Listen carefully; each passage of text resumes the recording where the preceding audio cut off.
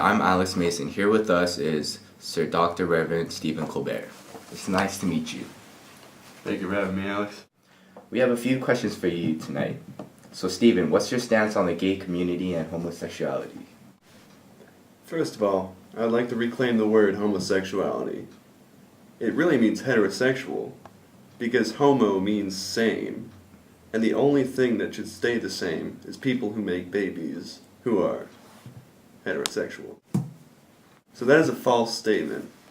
I don't want the tolerance to homosexuality to grow so much that we may not have great-grandchildren in the future, or even worse, that they might be adopted by gays.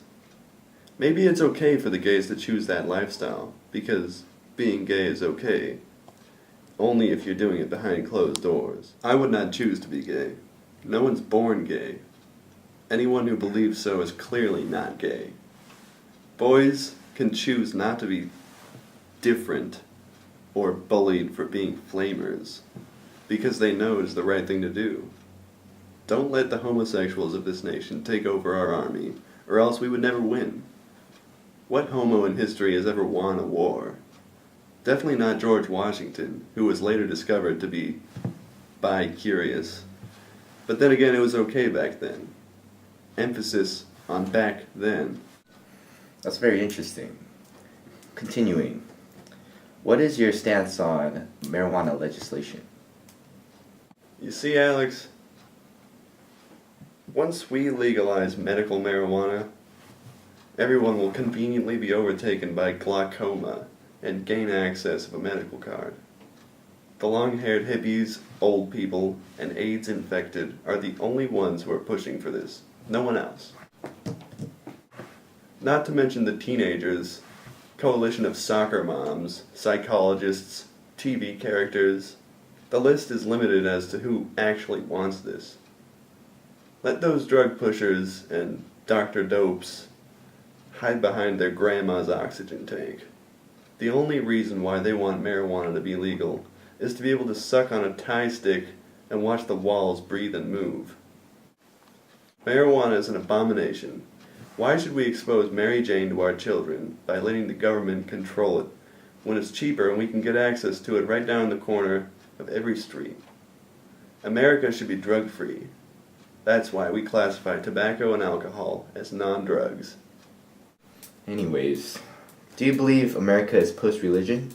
And are you for the separation of church and state? First of all, I would like to point out that everything God says is right, and it's proven by the Bible. Everyone knows the Bible is all-knowing. God says we should focus on preventing the gays and lesbians from having legal rights, and keeping women from aborting rather than trying to diminish poverty and ending wars. God also says that sodomy is evil, and it is our duty as Americans to fight evil.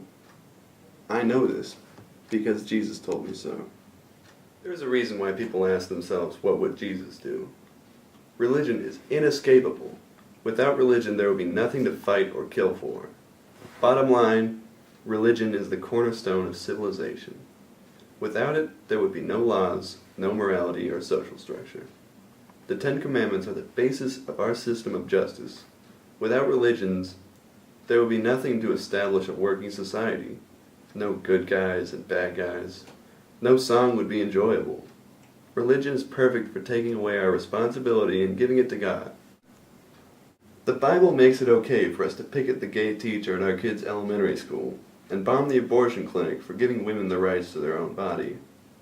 Without the Bible, we wouldn't have something to brainwash our children with, to tell them that having slaves is okay, and that women belong in the kitchen. America is a Christian nation. Right. So what are your views on immigration in the United States today? Look, this is America. I don't want a tomato picked by a Mexican.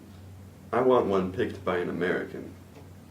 Then sliced by a Guatemalan, and served by a Venezuelan in a spa where a Chilean gives me a Brazilian. Because my great-grandfather did not travel across 4,000 miles of the Atlantic Ocean to see this country overrun by immigrants. He did it because he killed a man back in Ireland. No, honestly. To start out, I attempted to speak to some immigrant farm workers regarding their working conditions, but ran into some difficulty. I had trouble speaking to them because I don't speak Mexican. And they were also very busy with the beans and the corn. I tried to get them to sing field songs, but they didn't seem to have any. So I never really found out firsthand what their overall conditions were like, or what kind of health care was provided to them, or what kind of breaks were available to them as they were working the entire time. The conditions were hot, and for me personally, and for a lot of Americans, the working conditions were unbearable. Too hot. And my interest in this particular subject is based upon the fact that I like talking about people who don't have any power. And it seems like the least powerful people in the United States are people who come and do our work, but don't have any rights as a result. And yet we still invite them to come here, then ask them to leave, and that is an interesting contradiction to me. Okay then, we're going to cut to a commercial break. If you're going to watch one show this year, make it this one. Sarah Palin's Alaska. Only on TLC.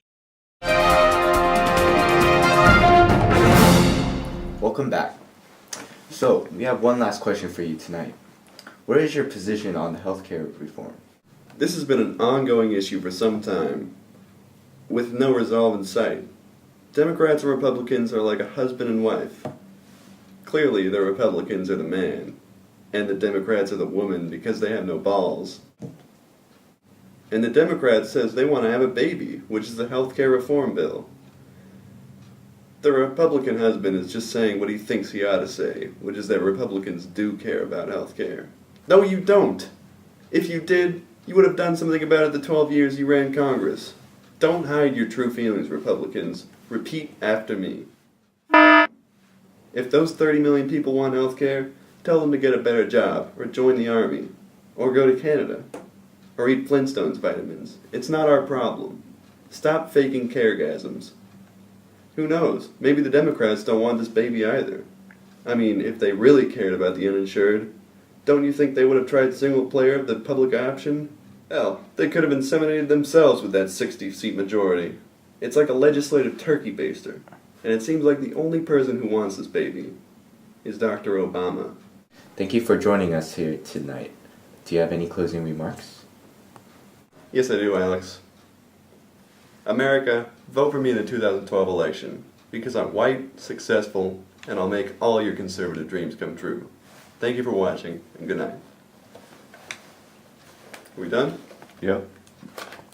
Alright, I need a coffee. I need a damn coffee.